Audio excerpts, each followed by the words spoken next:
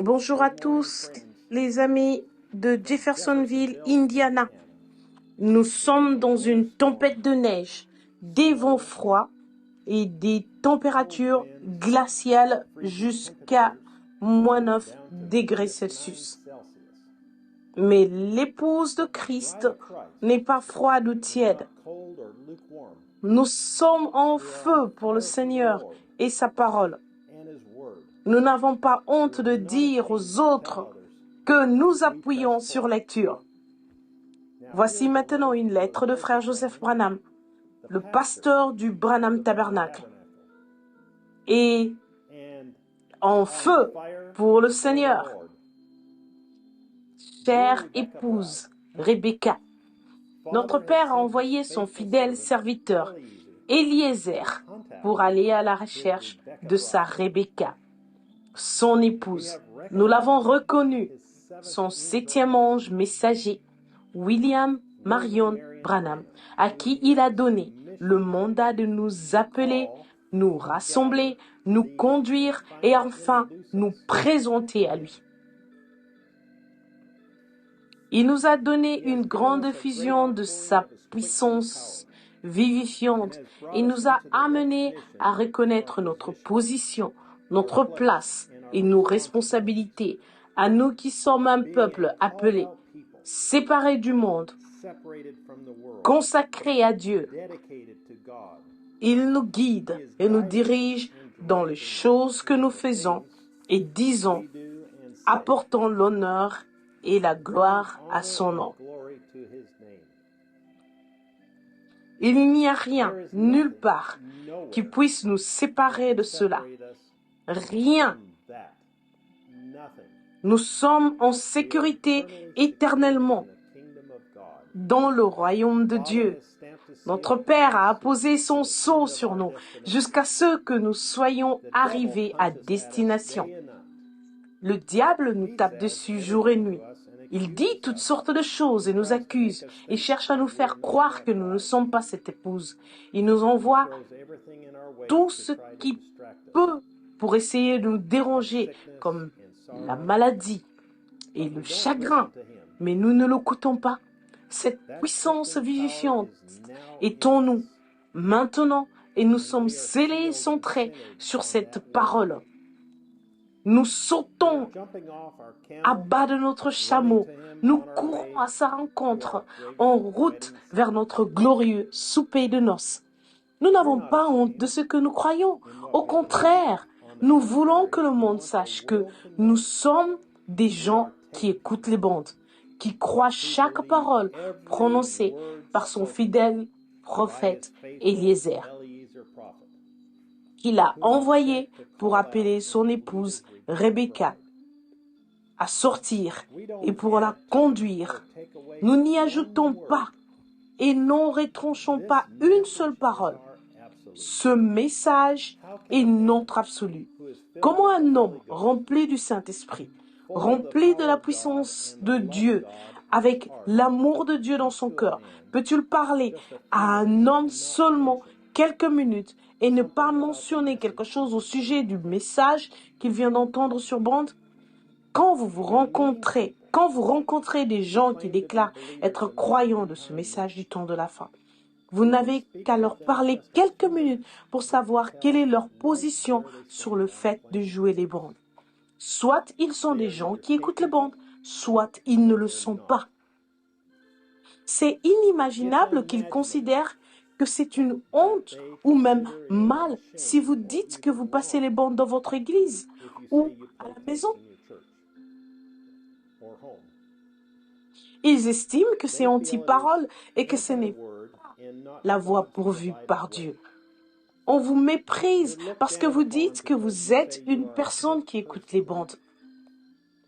Les ministres qui passent les bandes dans leur église sont critiqués et même appelés des paresseux.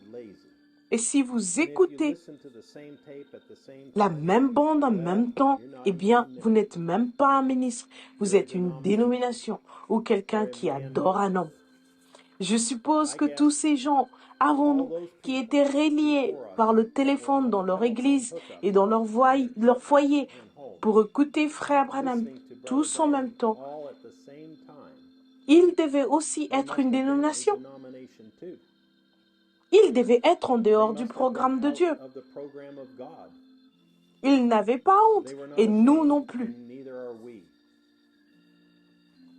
Quand vous parlez aux gens, en seulement quelques minutes, ils vous feront tout de suite savoir quelle est leur position. Oui, nous appuyons sur la lecture. Oui, nous écoutons les bandes le dimanche dans notre église ou dans notre foyer. Oui, la même bande en même temps. Eh bien, d'autres disent, nous allons à l'église le dimanche matin, le dimanche soir et le mercredi soir. Nous avons un pasteur tellement merveilleux. Il rend cela tellement clair et limpide pour que nous comprenions. Il explique le message afin que je puisse le comprendre. Vous devez avoir un ministère pour être de l'épouse. Frère Branham n'a jamais dit de passer les bandes dans l'église. Alors, la chose la plus importante que vous dites que c'est que les prédicateurs disent ce que frère Joseph dit ou ce que la voix même de Dieu dit sur bande. Quel est votre absolu? Ce qui est sur bande ou ce que quelqu'un d'autre dit? Le ministère est merveilleux et il est dans la parole. Nous avons besoin d'eux. Mais qu'est-ce qui est le plus important? Prêcher ou les bandes?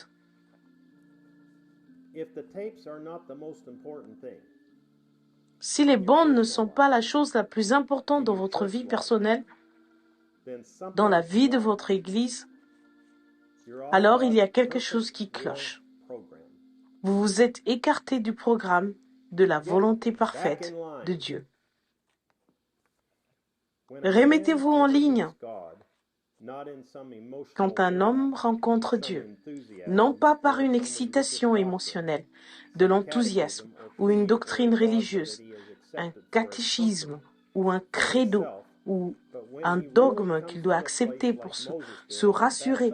Mais quand il en arrive là où Moïse était, derrière le désert, qu'il se tient face à face avec le Dieu Tout-Puissant et que vous voyez la voix vous parler exactement conforme à la parole et à la promesse de l'heure, cela vous fait quelque chose. Vous voyez, vous n'en avez pas honte. Cela vous fait quelque chose. Dans notre jour, le voile de tradition a été déchiré. Voici la colonne de feu, manifestant la parole pour aujourd'hui. La divinité voilée dans une chair humaine. La gloire de la Shekinah pour notre jour. Dieu se tenant devant nous et nous parlons, voilé dans une chair humaine. Moïse avait la parole. Maintenant, souvenez-vous, après que la parole avait été manifestée, Moïse était Moïse de nouveau.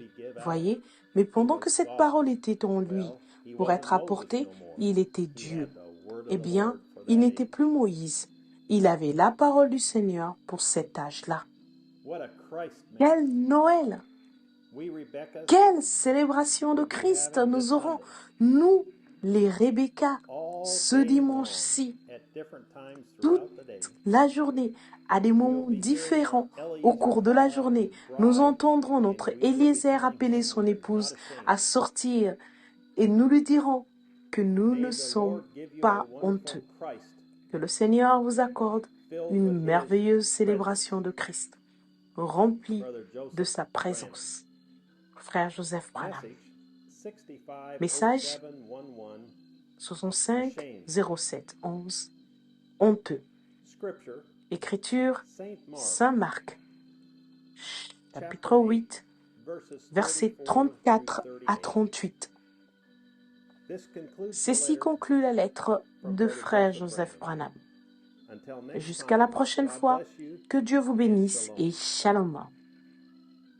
www.svfellowship.info et www.branhamtabernacle.org.